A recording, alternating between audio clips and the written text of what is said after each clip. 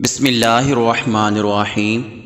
اللہ کے نام سے شروع جو بڑا مہربان اور نہایت رحم فرمانے والا۔ انگور حلال لیکن شراب کیوں حرام ہے؟ ایک یہودی کے پاس مسلمان مہمان ٹھہرا تو اس نے انگور پیش کیے۔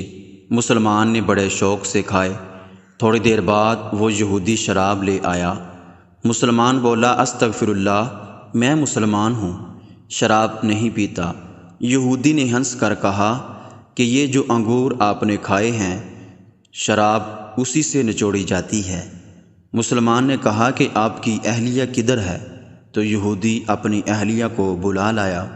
مسلمان نے کہا، آپ کی کوئی اولاد بھی ہے؟ یہودی بولا، میری ایک بیٹی بھی ہے، لہٰذا اسے بھی بلا لایا۔ جب دونوں آ کر کھڑی ہوئی تو مسلمان نے کہا، یہ بیوی تیرے لیے حلال ہے، لیکن یہ بیٹی اسی کی ہے، یہ تیرے لیے حرام کیوں ہے؟ واقعہ ثابت ہے یا نہیں، اس سے غرض نہیں ہے، لیکن اس واقعہ میں ایک بہت بڑا سبق ضرور ہے کہ ہر بات کو عقل سے نہیں پرکھا جاتا۔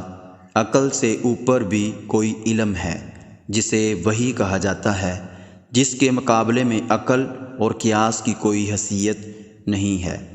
عقل اور قیاس میں تضادات ہو سکتے ہیں، لیکن وحی کے علم میں تضادات بالکل نہیں۔ جہاں تضادات محسوس ہوتے ہیں وہاں بھی ہماری عقل کی کمزوری ہے، در حقیقت تضاد ہرگز نہیں ہے۔